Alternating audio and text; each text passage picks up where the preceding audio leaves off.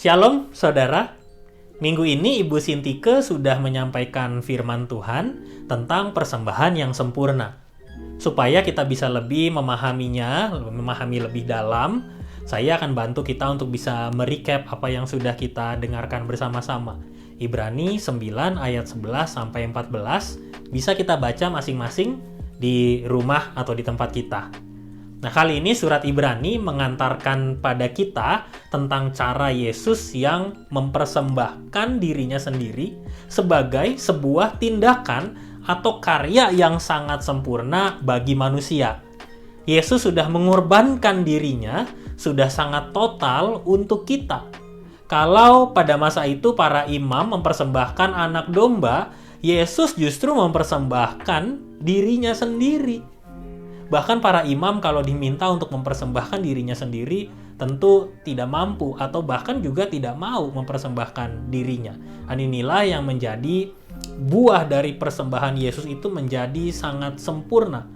Tindakan Yesus itu akhirnya membuat semua orang percaya dibersihkan dengan darah yang murni. Bahkan surat Ibrani juga berkata kalau darah domba aja sudah bersih, apalagi kalau yang dipakai itu adalah darah Yesus Kristus. Iya, kita ingat bahwa pada masa itu darah domba itu dipercikan untuk membersihkan manusia dari dosa. Dan yang sekarang yang dipakai adalah darah Yesus sendiri yang sudah berkorban, sudah mati bagi semua orang. Kita jadi bersih sebersih-bersihnya.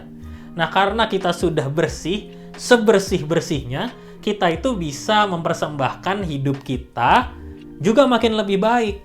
Bukan cuma diri atau badan kita aja, tapi juga semua hal yang terkait dengan kehidupan kita. Kita bisa mempersembahkannya karena kita sudah menjadi bagian, jadi milik Allah yang sungguh-sungguh bersih dan bisa melakukan semua yang baik. Cara yang pertama adalah bersedia untuk dipimpin. Bersedia untuk dipimpin oleh Tuhan, bersedia dipimpin oleh Roh Kudus. Ketika kita sudah bersih, maka akan selalu ada tantangan yang kita temukan yang bikin kita bisa jadi kotor kembali. Ada pikiran, perkataan, kebencian, iri hati, dendam, atau bahkan ambisi yang berlebihan, yang seringkali justru membuat kita juga jadi pribadi yang kembali kotor. Nah, akhirnya kita jadi nggak fokus sama Allah. Kita juga tidak bisa menghayati karya Kristus yang tadi sudah berkorban luar biasa, yang sudah menyucikan kita, sehingga akhirnya yang Yesus lakukan itu tidak ada artinya. Roh Kudus itu hadir di dalam kehidupan kita untuk menolong kita, untuk menjaga kita, untuk membuat kita semakin bertumbuh, semakin berbuah, dan juga menjaga hidup kita makin bersih. Roh Kudus mendampingi hidup kita, mengingatkan kita sehingga kita benar-benar makin sadar bahwa kita harus menjaga kebersihan, kesucian kehidupan kita. Maka itu yang kedua, kita diajak untuk bisa bertumbuh secara spiritual. Bertumbuh itu berarti kita hidup mengabdi kepada Kristus karena Kristus yang menjadi teladan kita. Hidup kita sudah dibersihkan juga oleh Yesus. Dan kita juga bisa melakukan segala sesuatu yang berkenan di dalam kehidupan kita.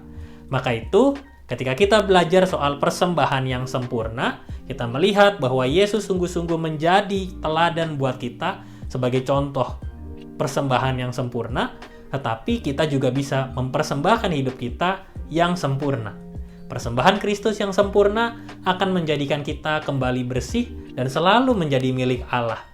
Sehingga kita bisa melakukan yang terbaik, yang benar, yang mulia untuk Tuhan di dalam kehidupan kita setiap hari.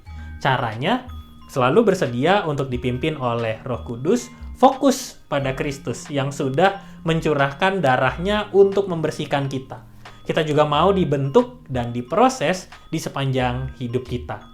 Nah, di dalam pertemuan kita kali ini, kita bisa nih menceritakan apakah ada pengalaman yang berkesan ketika kita mempersembahkan hidup kita kepada Allah? Atau juga kita bisa bercerita apa sih yang kita dapatkan dari tentang persembahan yang sempurna ini, dan juga apa yang akan kita lakukan di hari-hari yang akan datang. Kiranya Tuhan Yesus menyertai kita semua. Selamat berbagi, Tuhan memberkati.